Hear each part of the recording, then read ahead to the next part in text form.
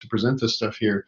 In spite of the medium, it almost feels like we're engaged in the intellectual exchange that characterizes university life, which feels nice. And in other words, I'm happy to be here, happy to be sharing this research. And I also want to dedicate it to the young people in the streets of the country right now, engaged in this movement, which is to say, to the future. And for my part, I'm going to share some slides, and I'll do that now, and then I'll kind of walk through them and give you a feel for this. And it's become I'm going to sort of, just as a way of thinking about it, I'm going to begin now and work backward and kind of start with a prefatory remark, I guess, and then go into the past and come back into the present. And it's become customary on these occasions to mention the occupied land from which we speak. And in Detroit, for me, that includes the Anishinaabe tribes, as well as the Mississauga and the Miami at different times in the history of Detroit. Meanwhile, if you're joining from Toledo, that might include also the Miami, as well as the Peoria and other tribes at different times. And I mentioned that in order to say that there's a reason why people are saying those kinds of things these days. As I said, it's become customary to say that stuff. And one of the reasons that I think it has become customary is the difference that a movement makes. And I would suggest that this is not mere virtue signaling that people are engaged in by saying this thing, but rather an attempt to change how we speak, which is to say how we think about the world around us. And I like to quote Nina Simone, quoting the Bible, for my students to remind them about the purpose of university life, university education, which is to be transformed by the renewing of your mind. That's what you're here for, I say to them. And evidence of this movement, additional evidence of this movement, is becoming really ubiquitous in our society. If you're watching the NBA playoffs, you'll see Black Lives Matter on the court itself in massive letters, like maybe 50 feet wide or something like that. It's also being painted on intersections across the country in ways that are becoming increasingly unavoidable for ordinary citizens as they go about their daily lives. And just this morning, as I was kind of like working on finishing up my slides and everything for this, I came across an ad on the back of the New York Times Sunday magazine, which said, there was an ad for Dave's Killer Bread from Oregon. And if you can imagine, what I mean by pointing this out is Dave's Killer Bread advertised itself as a place for second chance employment, which was the purpose behind every loaf. So what they're doing at Dave's Killer Bread is actually employing formerly incarcerated people in their business. And this seems small, but actually that represents a pretty significant change in how employers have approached people's criminal records. And that's a change that's happened only in the last several years. And I would argue, again, as a result of this movement that we find ourselves in. So I just want to emphasize at the outset that we do ourselves in the midst of one of the largest social movements in U.S. history. The scale is really astonishing. It's encompassed dozens of cities across the country. And by the way, many of these people are still marching in the streets. In Portland, in Chicago, in Detroit, we're approaching the 90th day straight of continuous protest in the streets. For comparison's sake, the Montgomery bus boycott lasted 381 days because 1956 was a leap year. That's where they got the extra day. And just recently, on Saturday night, the Detroit Police Department brutalized a group of protesters who had gathered, I believe it was the intersection of, it was on Woodward, one of the intersections in downtown Detroit, arrested over 40 people. People had their arms broken. I saw someone had been hit with a police baton that went through the chin. And like connected with their mouth. It was really excruciating, the violence that was enacted that day.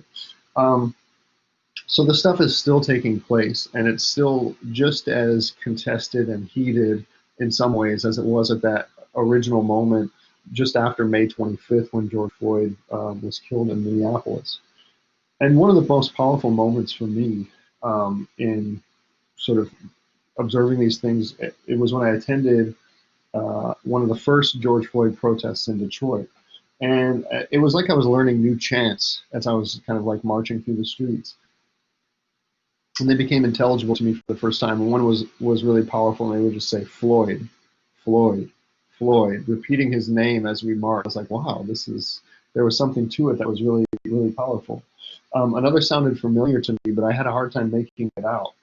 But as people repeated the call, they said, say their names.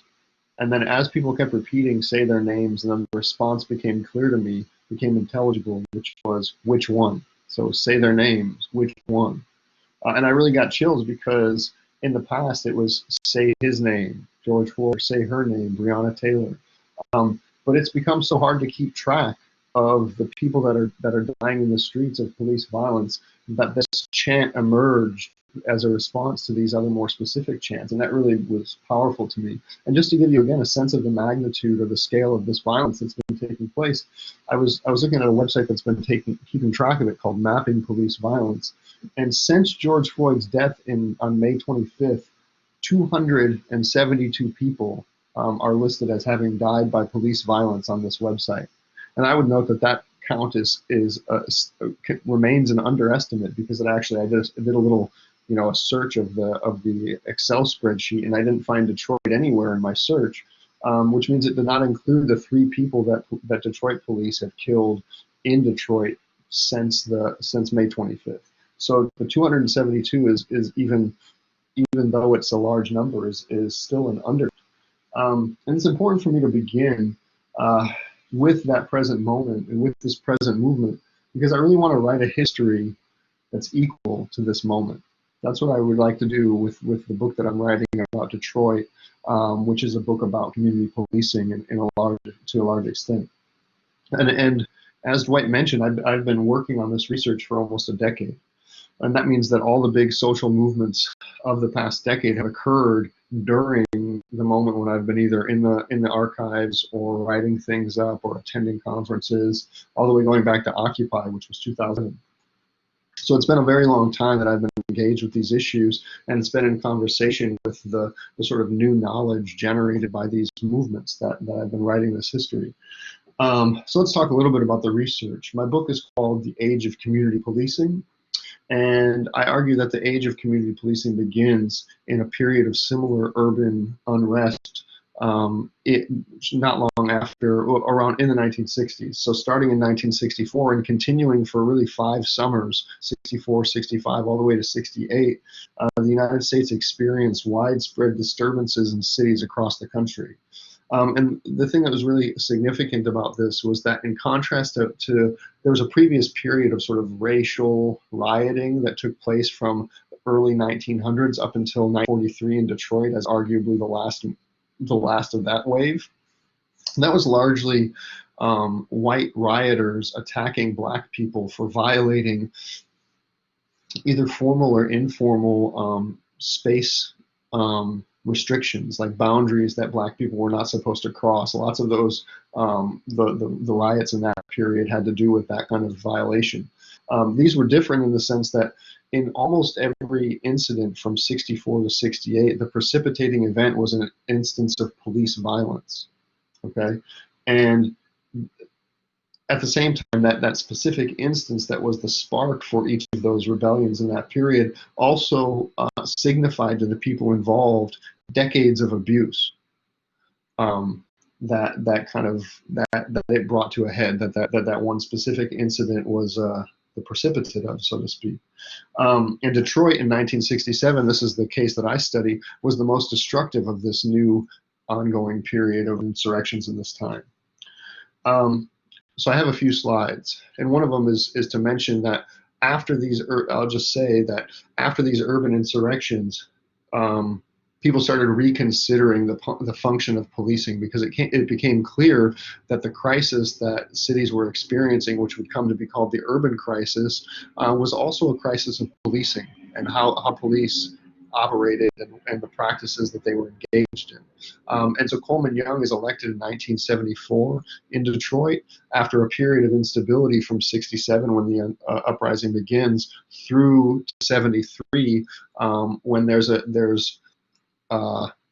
in about 1970, the police department responds to this kind of ongoing unrest by creating an organization called Stress.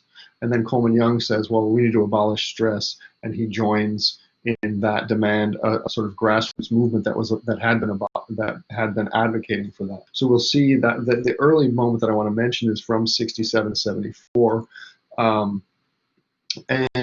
the election of Coleman Young in 1974 is in part about the promise to build a people's police department that his campaign embodies. So just to kind of walk it back a little bit, here you see some of the destruction that the uprising manifest at that time, and you also see in the next slide some of the politics of that with this painting of Black Power. People were kind of embodying those politics when they're riding on the streets in this way. This next slide gives you a sense of the military occupation and just exactly what that looked like for ordinary Detroiters.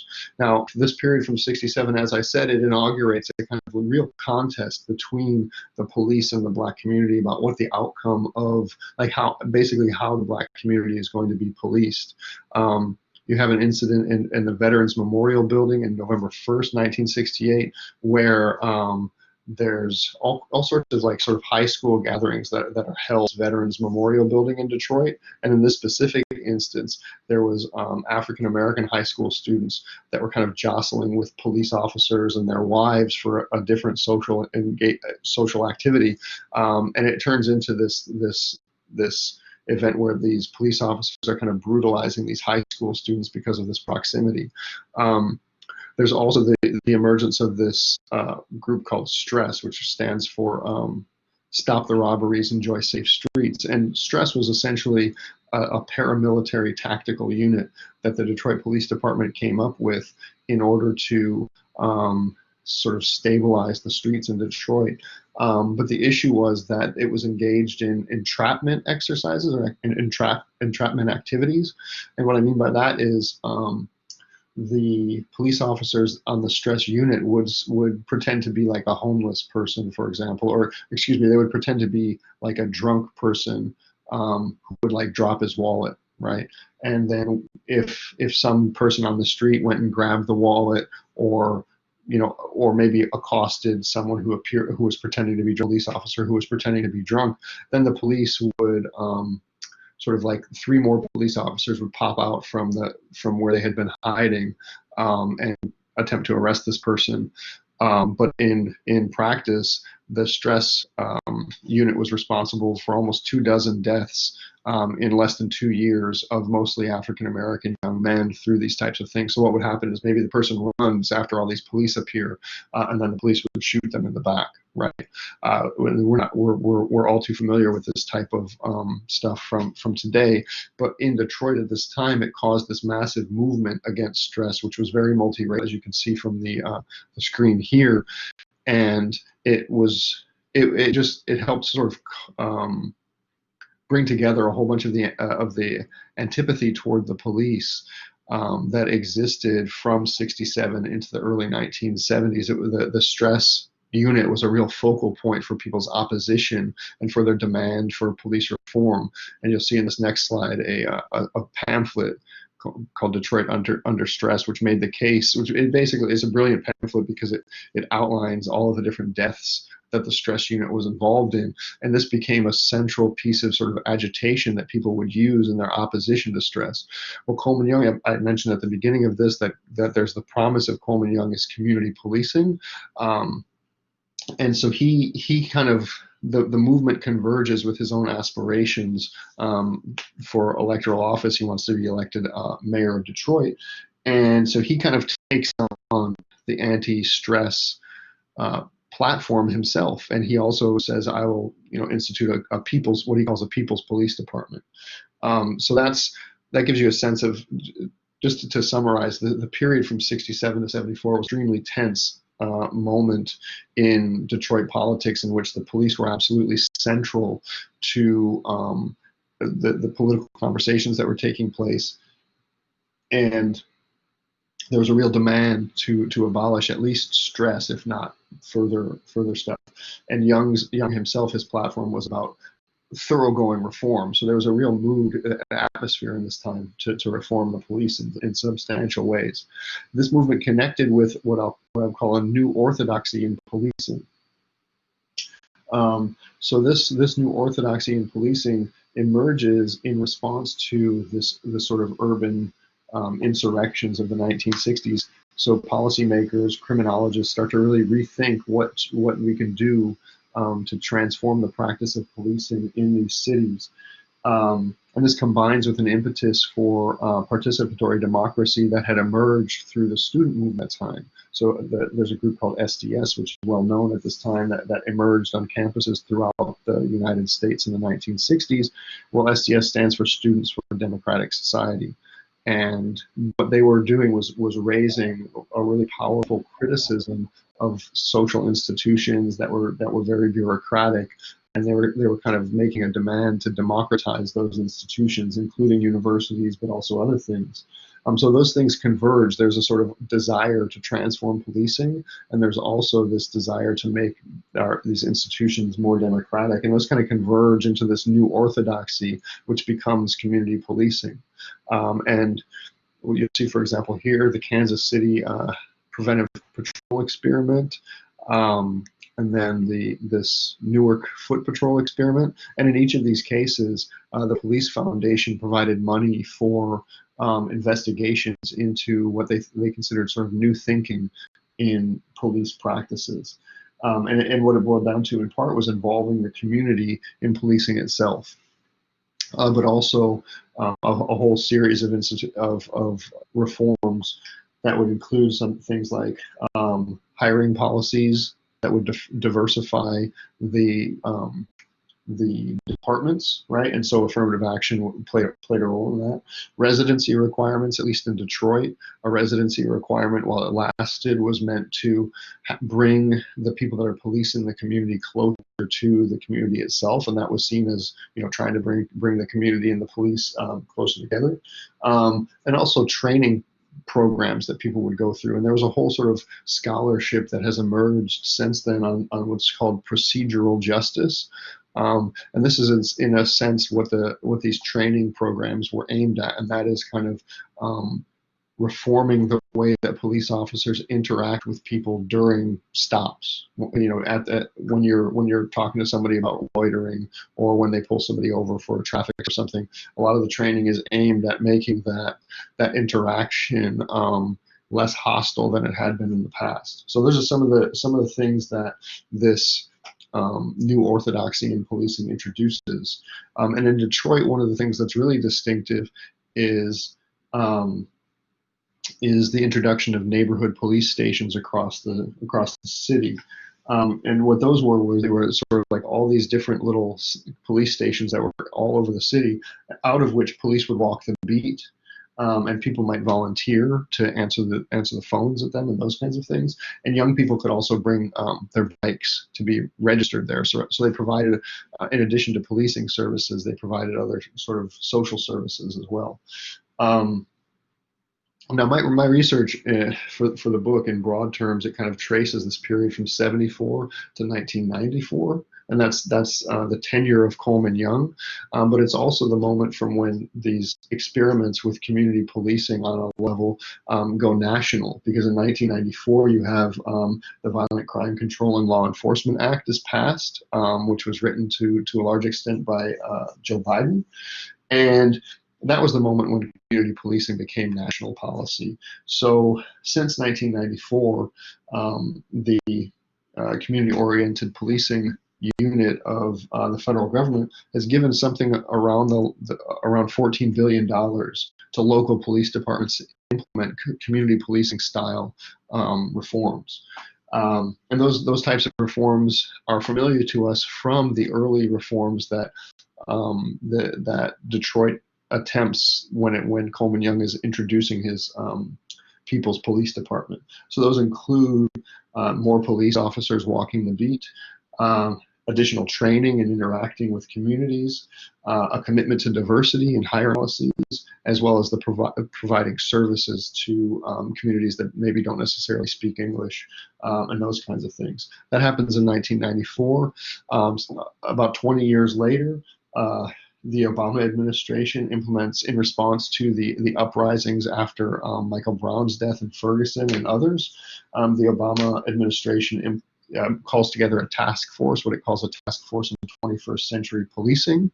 And the first pillar of that is what he calls building trust and legitimacy in the police department from the community.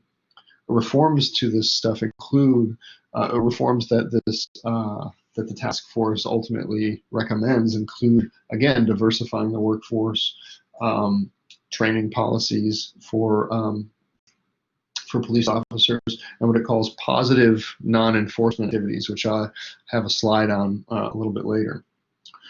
But this stands in stark contrast, these policies, this kind of ongoing 20 years from 94 to 2015, and in a way the entire 74 to 2015 period of liberal police reform stands in stark contrast with the recommendations that the Black Lives Matter movement made following the big uprisings in 2013 and moving forward, which were, and this is a quote from the Black Lives Matter movement's manifesto, their recommendation for police reform is the following, quote, direct democratic community control of local, state, and federal law enforcement.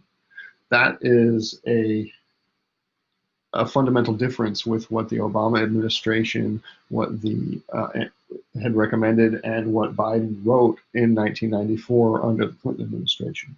And that brings us to the present and what we might call a stalemate between the movement in the streets right now, which is recommending either defunding or abolishing the police, which is broadly in line with what Black Lives Matter recommended several years ago, as well as it stands in contrast. There's a contrast between that, defunding and reforming the police, and the liberal reform of, for example, the Democratic Party, but also the administration of the city of Chicago, for example, under Mayor Lori Lightfoot right now, which is really doubling down on community policing.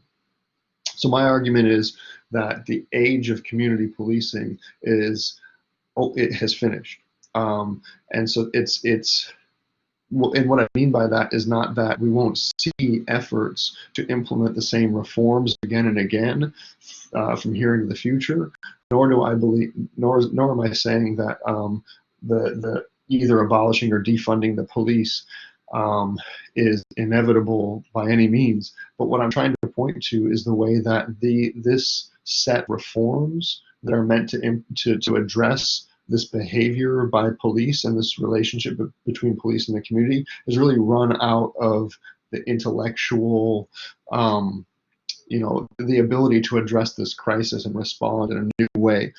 Because one of the things that I'll get to very soon is kind of making a continuity between community policing and broken windows policing that I think is really important. Before I get to that, I want to talk a little bit about the difference that community policing makes. And this is one of the reasons that community policing itself, I believe, and this is through the historical research that grounds these observations in the experiences of African American youth in Detroit, that I've drawn these conclusions from. So there's important things that community policing does that have not been addressed by the effort to just kind of make to recommend more community policing style reforms right now. So just briefly, the difference that community policing makes. One is that community policing expands a city's carceral footprint. So in the following slides, you'll see that the physical geography of police stations expands considerably under community policing initiatives, in particular the neighborhood police stations that Coleman Young introduces. So the sort of carceral network it continues to expand outward, and that's important and significant consequences for Black life in Detroit. So you see here, this is the 13 police precincts that had existed in 1973, that did exist in 1973. In the next slide, you see 13 police precincts plus 14 mini stations. So the mini stations are the squares now, and what you see is that the police presence is much more ubiquitous. You combine that with the kind of expansion of unemployment by census tract, as well as the observation that a lot of the initial places that these police stations were located in were public housing tracts. So as unemployment is expanding, and the carceral sort of framework or network of the police department is also expanding, it's also embedding itself within these spaces of as unemployment is increasing. So you'll have this kind of like convergence of growing unemployment and a growing police presence, which is more involved because it's pursuing these beat patrols, is much more involved and embedded in the lives of the community than it had been before.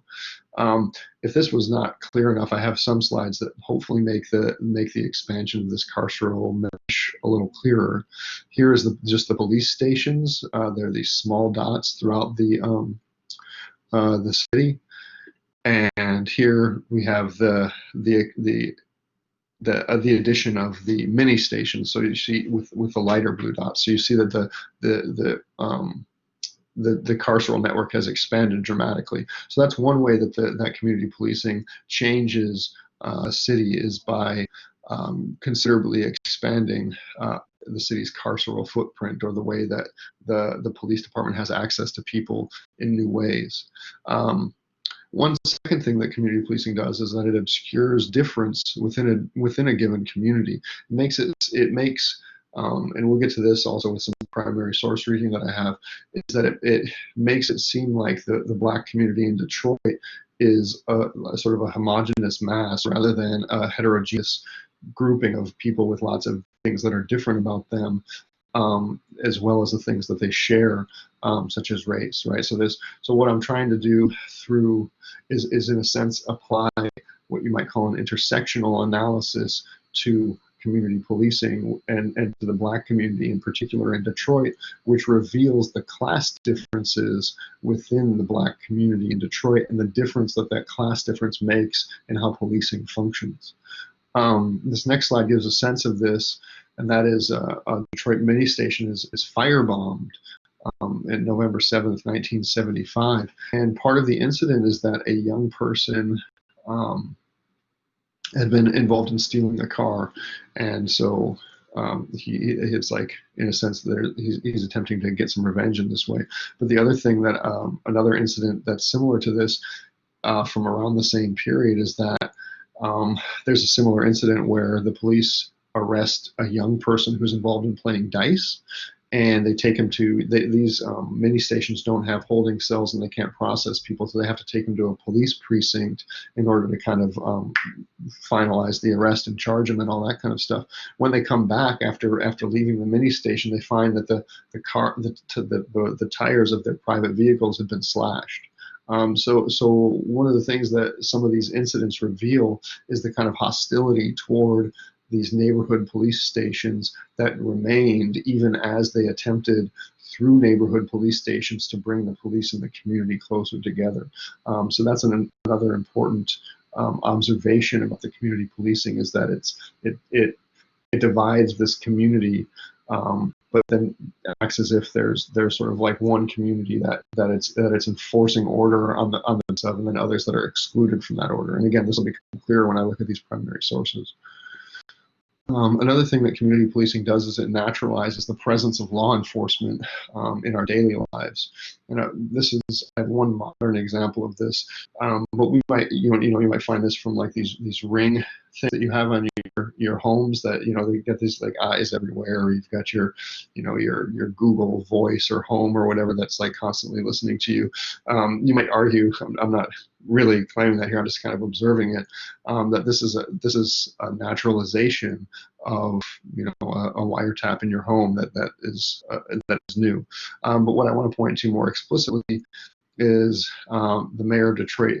His name is Mike Duggan. He has this neighborhood-time, real-time intelligence program where, as you see, this is a sort of that he's generated, which gets people to sign up to get involved in sort of oversight and involvement in this intelligence program that he has, which in a certain way is introducing police into neighborhoods in ways that they did not have access to before. Okay, so that's just one kind of like a sense of the present, the way that the community, that policing is being naturalized through community policing. Another way that we can observe this is here's a proposed foot patrol route in the Brewster Douglas housing project. So this would be the route that police, while they're policing the Brewster Douglas housing project, this is the route that they would walk every, they're supposed to walk this like 2 or 3 times an hour. And they're covering almost every single block within this whole thing, looking for people that are, rolling dice or loitering on the corners, or whatever the case may be. This is the kind of thing that they're involved in. So this is the introduction of a police presence at a much more local scale than had existed prior to this. Another thing that community policing does is it criminalizes Black youth. And one of the ways in which it does this is through these programs like a police athletic league. I'll give you a sense of this from this next slide. Here's me playing softball in the suburbs in 1992. And I don't include this merely as a joke. The thing that's significant about this is that I did not play softball for a police athletic league, which means that I was not involved in the types of informal surveillance, let's say, that might be involved in police athletic leagues in Detroit, for example, right? So contrast that, you can tell by the dopey smile, I have no world. Contrast that with the way that these young people in Detroit are treated on November 16th, 1975. Well, I suppose it was the 15th. When this article demonstrates, this article is a ride along that a Detroit News journalist did with 2 police officers on Detroit's east side, and it details, if I'm not mistaken, the thing that they say is that every teenager that these people saw, they stopped and frisked and asked what they were doing and kind of sort of harassed them this way, right? So that's what I mean when I say that community policing is involved as well in this criminalization of Black youth. Another thing that's significant about community policing is that it undermines access to public space. Here you have a memo from Jeffrey Taft to Philip Tanyan, written March 29th, 1976, in which Taft, who's he's a lawyer for the Detroit Police Department in this time, and as you see, the subject is a memorandum on stopping of citizens by police officers. What's taking place in this is that Taft is using the Supreme Court's decision in the Terry versus Ohio. He's taking that, which was about stops and frisks and the difference between stops and searches and search and seizure versus stop and frisk, and he's basically writing a memo to be used by Detroit police officers about how to harass unemployed people or people that are panhandling in the downtown area without formally violating what they're allowed to do according to the new Supreme Court ruling in Terry versus Ohio. So you see the Terry decision, which broadens police discretion in stops and frisks, and being applied to the sort of geography of Detroit in order to control the downtown space. And that's really significant as well. The next thing that, and this comes up again and again, community policing emphasizes class in enforcement. And I want to make this point by transitioning into a reading of primary sources, a small set of primary sources that I think establish some of these points. So first, we're reading primary sources anew. There's a point about community policing and broken windows. And the point I'd like to make is that there's a continuity between community policing and broken windows. And one part of that continuity is in the figures that are involved in these things. So George Kelling was the person who was the author, one of the authors of those studies by the Police Foundation from Newark, New Jersey and Kansas City. In 1982, he combines with James Wilson to write the Broken Windows article for The Atlantic that goes on to have just a tremendous, profound influence on police behavior in the country. But these things are much more similar than we often think of them as.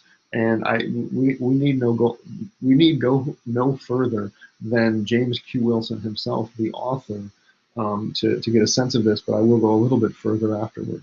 Here's James Q. Wilson in an interview that he did recently, within the last 10 years or so, about this. And he says, Broken Windows was about community policing. It was about bringing the police and the community closer together. My contention is that it led police closer together to a specific set of people that are defined as community, and that other people are not included in. So some people are excluded from that definition of community, and it's on those people that the order that the police imagine that this community wants is enforced, right? You get a sense of that from these next quotes, which come from the Broken Windows article. So I've highlighted some of the stuff in red here. So he says, how can a neighborhood be safer when the crime rate has not gone down? And he says, what most often frightens people in public places is what you really have to pay attention to. And that is the fear, a little further down, the fear of being bothered by disorderly people.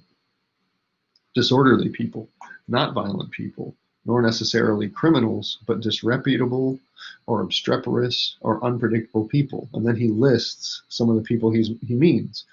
Panhandlers, drunks, addicts, rowdy teenagers, prostitutes, loiterers, the mentally disturbed.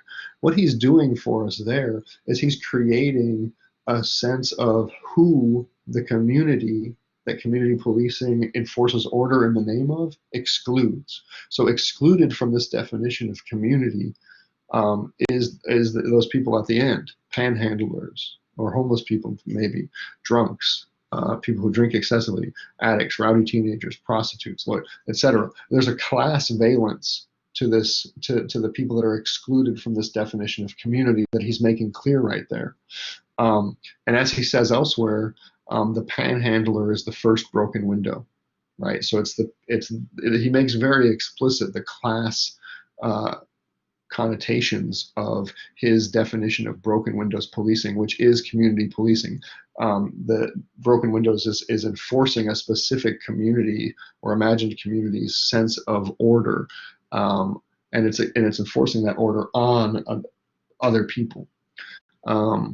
You get a sense of this here. I won't dwell too much on this. I could have made the whole thing red. But the beat officer, he says, keeps an eye on stressors, makes certain that disreputable regulars are observed observe some informal rules. You see again drunks and addicts. There's a significant part in the center where he says talking to, bothering, or begging from people waiting at the bus stop was strictly forbidden. For me, this reminds me of Eric Garner's death in New York on Staten Island, if I'm not mistaken. Garner was involved in selling loose cigarettes on the streets, and so you might imagine him, sort of going up to people to sell them loose cigarettes and that kind of thing. This is the way that Broken Windows is implementing this type of order, but it's doing so in the name of the specific community that excludes those types of people. Okay, enough on that. So, but it's those people that have order enforced on them.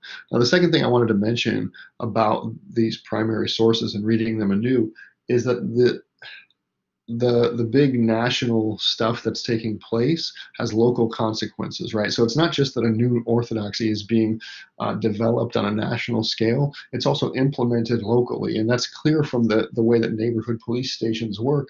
But it's also very clear from, at the outset of this, I mentioned that Coleman Young kind of allies himself with the social movement in order to get elected. Um, but what he's also doing is he makes quite clear that he'll make some reforms to the police department, but that he's also a candidate of what he calls law and order with justice. So here you see an example of his law and order stand, and the People's Police Department is included in this notion um, of law and order with justice, but it also excludes certain people. And so in his inaugural address, infamously, the suburbs interpreted it in one way, but he warns criminals explicitly to hit the road. And as this headline in the Detroit Free Press mentions, he promises a tough stand on crime. And in fact, throughout the campaign, he had said things like John Nichols, who was the person who created the infamous stress department, did not do his job. So he's in a sense, even as he's known as someone that's implementing community policing and a reformed police department, he's very clear about his law and order. So he's for justice through the abolition of the stress program, but he's also for law and order. And he uses this very successfully against John Nichols in the election of 1973, in which he's elected the first African American mayor of Detroit. So community policing, in other words, is committed to this type of order, even as this type of order that we mentioned, these obstreperous people that are in the Broken Windows article, even as Detroit suffers most from deindustrialization, which is to say Detroit has massive unemployment that's being caused by the industrialization. And in just to kind of drive the point home, in Coleman Young's second executive order, not long before he was inaugurated, he abolishes stress, as he planned to do, and also reorganizes the police department along the lines of this People's Police Department he had suggested. But he then, in the very same executive order, authorizes the police department to mount an all-out war on crime. And with this mandate, police in these mini stations across the city walk the beat, host community meetings, patrol buses at times throughout the city. So they enter into these spaces where people are acting in these ways with this mandate to enforce order and conduct an all-out war on crime. And I think that has really substantial and significant consequences in Detroit. In other words, they're enforcing the social standards of an imagined community of married industrial workers and aspiring homeowners, in spite of this dramatic upheaval in employment prospects that have taken place in Detroit. And they're sort of explaining unemployment, and the way of explaining unemployment shifts from a sort of social structural problem to an individual moral failing. And it's the people that have failed to live up to this standard of industrial employment that have this order enforced on them. And one consequence of this is the proliferation of policing in these spaces, as I've mentioned.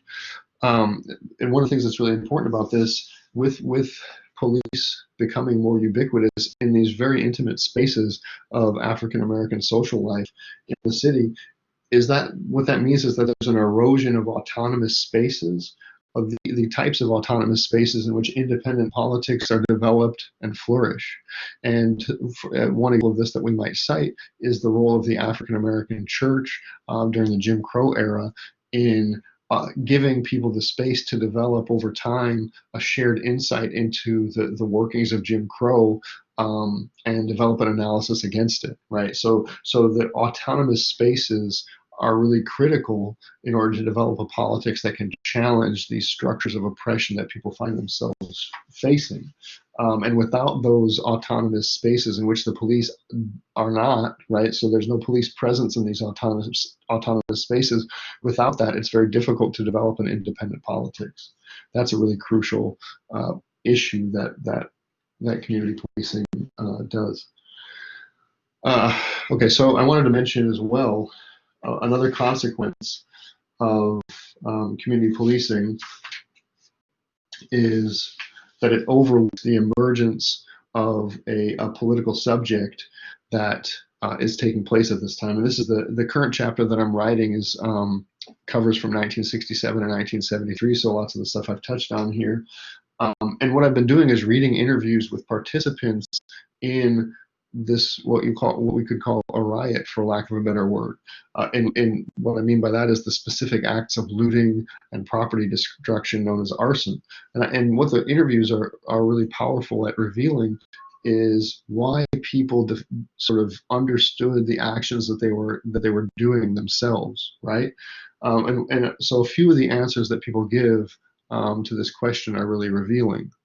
And one is that police attack autonomous spaces of Black working class social life. One of the conflict in Detroit begins at a Blind Pig, which is to say an unlicensed after hours drinking place that was frequented by African American people exclusively. People love those spaces that frequented them. I have an interview with one person where he says, you were delighted to be up there with your friends, and that it felt like a big family reunion, right? The space that ultimately is rated to spark the uprising in 1967, that was the 10th time police had attempted or succeeded in raiding that space. And one of the times that they successfully got in was they found, after they raided it in the middle of the day, that it was a children's Halloween party that was taking place, right? So that gives you a sense of the level of harassment of these autonomous spaces of Black working class social life that existed at that time. And that really made people angry that police were involved in regulating them in those ways. Another thing that's really revealing about these interviews is that people's participation in this uprising, looting or property destruction, was a way of, in a sense of redeeming themselves, of becoming a full person, a full citizen, something along those lines. So here's one example of what someone says. He says, all they want to do is force some kind of law on you, which he calls then the white man's law. And he says about this law that he doesn't have anything to say about it. It's a law that's imposed upon him. And throughout these interviews, people complain about the fact of second-class citizenship that they experience. But while participating in this looting, he says, and I quote, "I felt like a first-class citizen." And we've seen that throughout the events of today as well. And I think that there's an important continuity between the past and present around specifically this sentiment that we haven't really come to terms with. And what that means is that his defiance of racial hierarchy, that the enforcement of law by the police maintains in public space, what he's doing. That's what he's trying to do. And say that again. He's defying a racial hierarchy that police maintain in public spaces. And by defying that racial hierarchy, by defying the police who enforce that racial hierarchy, he feels like a first-class citizen. I think that's a really important thing that's been overlooked. Another thing that I want to mention here is, and now I want to show some photographs of the way that people are engaging in a similar reversal of our understanding of these things. Because often when we think about participating in an uprising or a riot or whatever you'd like to call it, there's an air of condemnation that accompanies that. But what I'm trying to do is situate us within the framework of the people that are engaged in this activity so we can better understand it.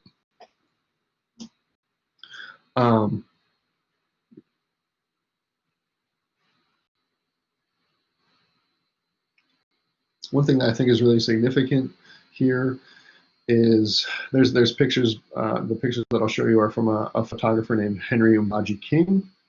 And what I'd like you to pay attention to throughout these images is the relationship between the image itself and the title that he assigns to them.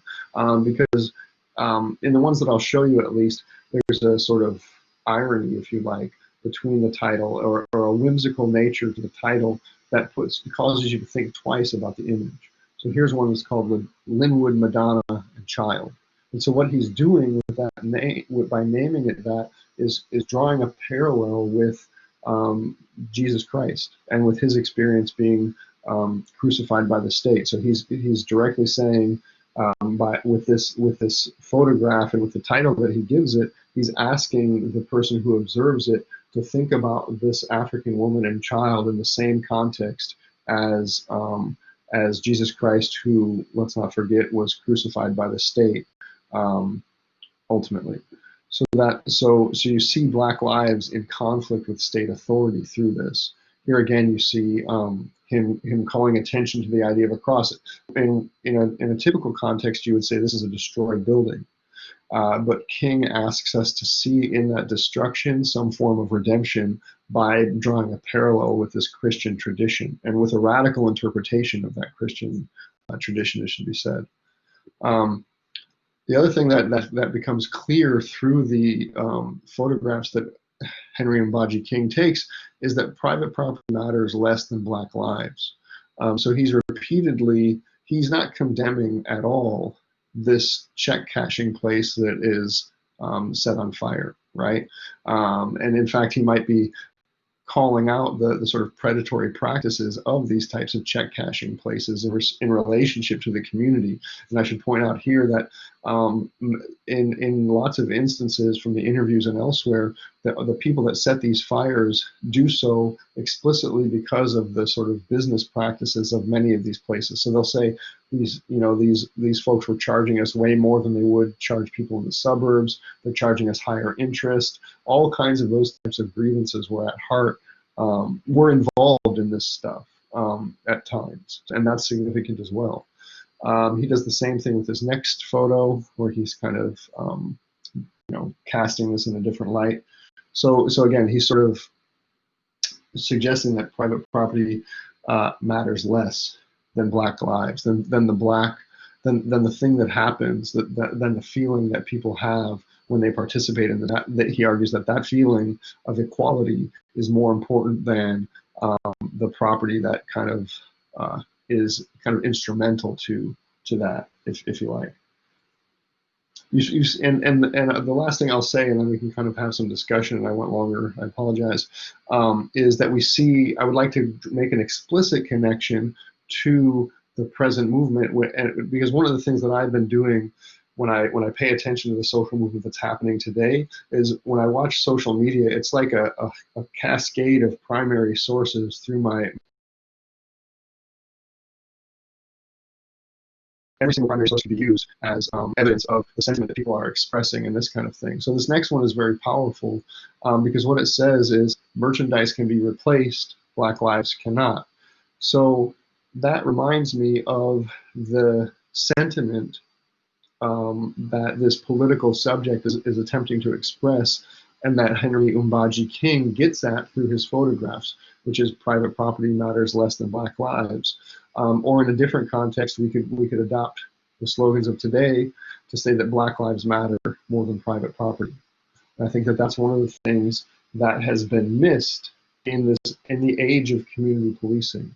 It's been overlooked that the policing practices and the way that they intersect with the lives of working class and poor African Americans have there's a continuity in that experience that the idea of community policing overlooks, and that people and activists are trying to draw our attention to through proposing a new set of reforms that includes either defunding or abolishing the police.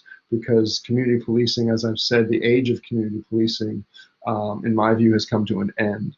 And yeah, I'll leave it there. Thank you.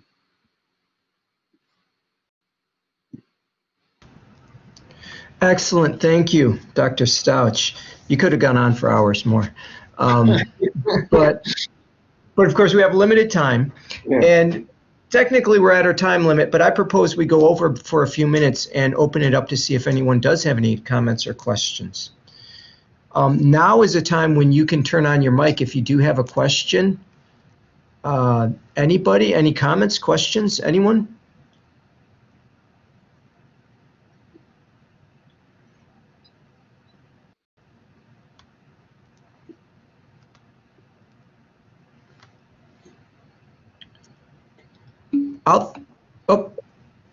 we have one. Congratulations. I'm wondering about intersectionality. Forgive me. I'm going to back this. Thank you for your research. I'm wondering about intersections with disability. Do you have any comments with that? Yeah, I actually have. I might be able to find it, but there's a way that another really great, powerful photograph from Henry Umbaji King includes a person using crutches.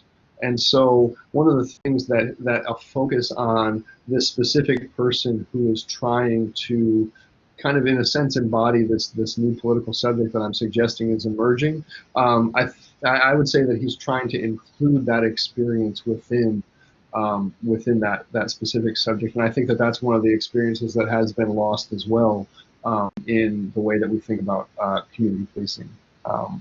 And in a way, to expand on that, all the ideas that I had about a community in whose name order is enforced and a set of people who are excluded from that community, on whom that order is enforced. I apologize, I feel like I'm repeating that a lot. He's trying to bring those folks into the sense of community that's involved in this uprising, and that's in contrast to the policing function of this stuff, right? So it's like I would include people with disabilities in the community that he's trying to create this political subject around, whereas community policing itself in some ways excludes them from the and then enforces order on those folks. So that's how I would reference that. We also had a question. What are your thoughts on what happened in Kenosha? The Kenosha thing, I mentioned at the beginning. I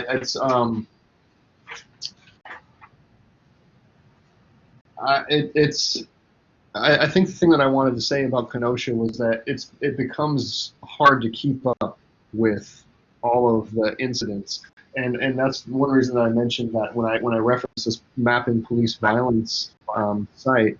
I asked myself, because I wanted to have something to say about the Kenosha thing, and what was so striking to me was that since George Floyd's death, because I was like, wait a minute, here's the thought process. I was like, okay, Jacob Blake, Kenosha.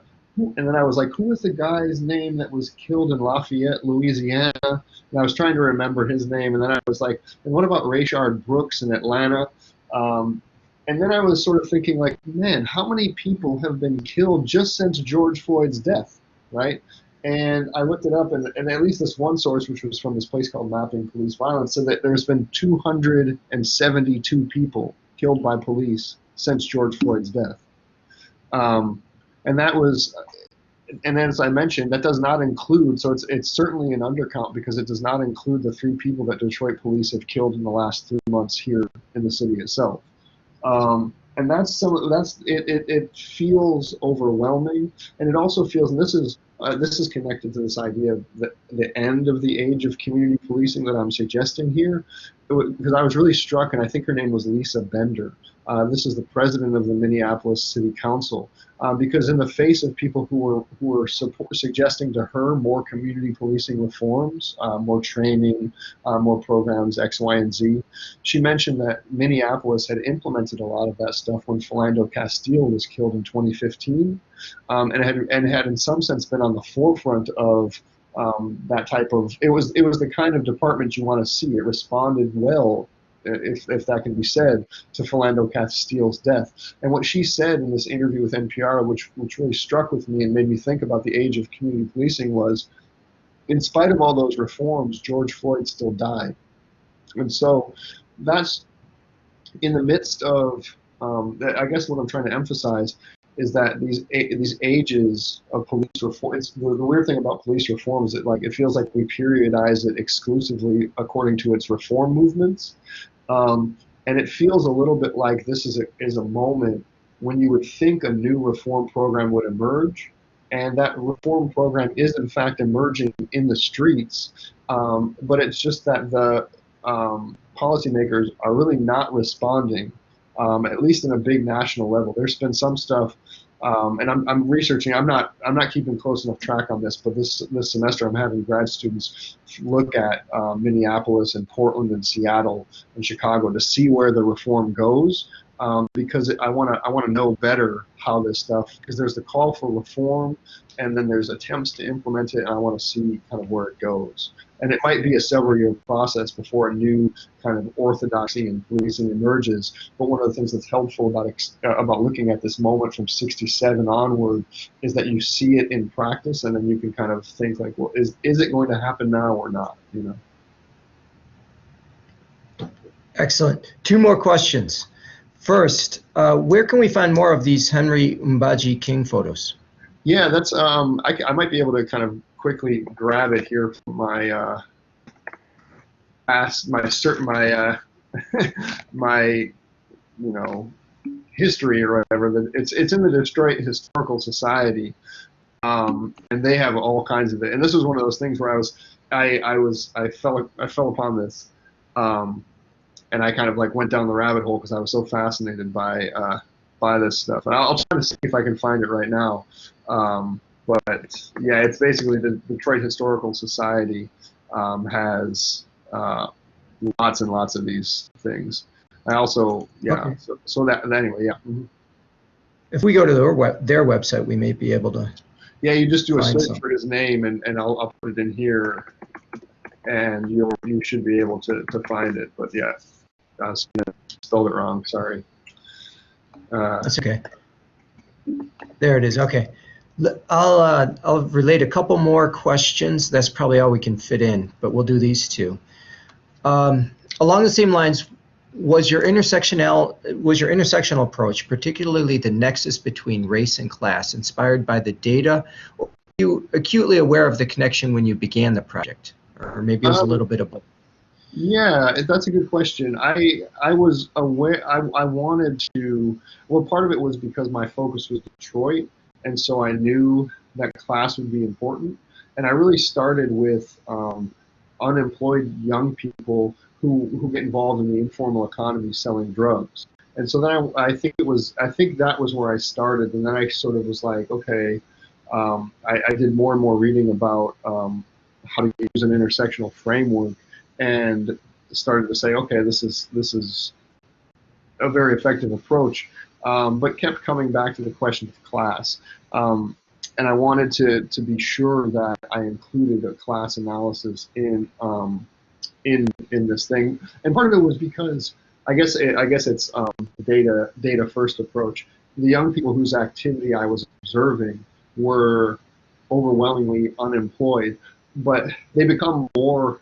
It's a weird way of putting it, but they become more unemployed as time progresses from '74 into the '80s. So some of the young people who are involved in the informal economy, in these kind of controversial events that happened in Detroit in this period, many of them were former auto workers who were laid off in like '74, '75, '76. In the mid '70s, they had a relationship to the formal economy. But as you move into the '80s, the relationship to the formal economy becomes even less clear.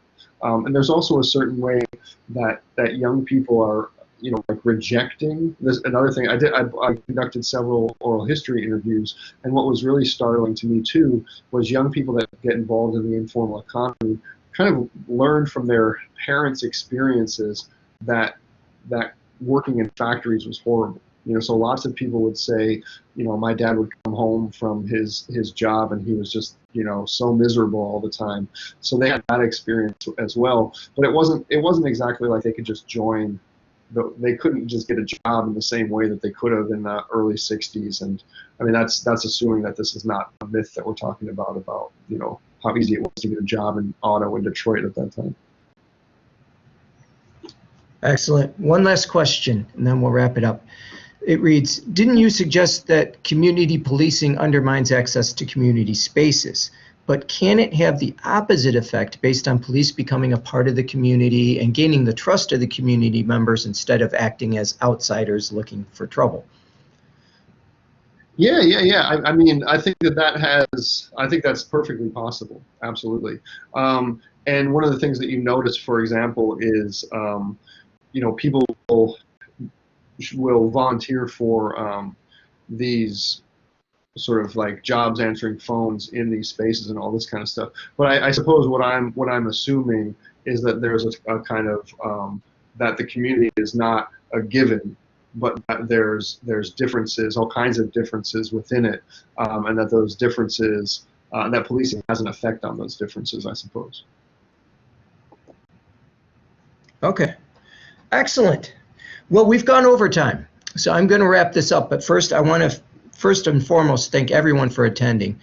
And thank you very much, Dr. Stauch. This was a superb start to the series, and this was enlightening to me. I learned a lot here. I am deeply grateful to you. Thank you, everybody. Thank you, Dr. Stauch.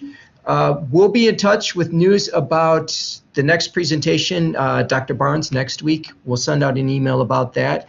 I hope to see everybody there again. Thanks again. Take care.